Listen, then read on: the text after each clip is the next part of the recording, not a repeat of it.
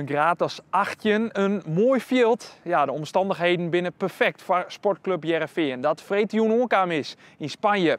De selectie van trainer Kees van Wonderen traint hier meerdere keren op een dij en speelt het waasje. Ook nog een oefenwedstrijd. Heerenveen verbleef in El Saler. Dat is een dorp onder Valencia en onder de Middellandse Zee. El Saler leidt op een kwartierrijden van het centrum van Valencia. Cambuur is van de morgen naar Spanje vliegen. Het zit deze week in San Pedro del Pinatar. Dat is een stuk zuidwestelijker op zo'n 2,5 uur rijden van waar Heerenveen zit. San Pedro del Pinatar ligt 50 kilometer onder de stad Murcia en het zit ook aan zee. Hoe 3,5 weken begint voor Heerenveen, de tweede seizoenshelte, met een uitwedstrijd in RKC. Hier kan Heerenveen hem perfect tarrieden op die tweede seizoenshelte. Je hebt ruimte om wat meer gesprekken met het team, maar ook individueel te hebben. Wat meer aandacht te hebben aan trainingsmomenten, aan besprekingsmomenten. En nauwer met elkaar op te trekken. Dus onder ideale omstandigheden eigenlijk. Dus dat is voor een korte periode is dat prettig om te doen.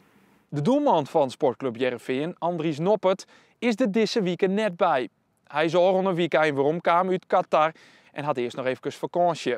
Maar ja, blijft hij wel bij sportclub Heerenveen, want de geruchten over een transfer die nemen ta. Er zou interesse wezen vanuit Spanje, vanuit Engeland en ook Ajax zou de touwen van de jouwe volgen. Nee, ja, ik lees exact hetzelfde of jullie brengen als media zijnde of vragen aan mij. Maar wat ik zeg, ja, ze hebben mij of iemand anders van de club niet benaderd om te vragen wat de situatie is of dat de interesse er is. Dus ja, dan is het ook voor ons geen aanleiding om daar inhoudelijk verder op te reageren, want er speelt gewoon niks. Houden jullie wel rekening met een vertrek?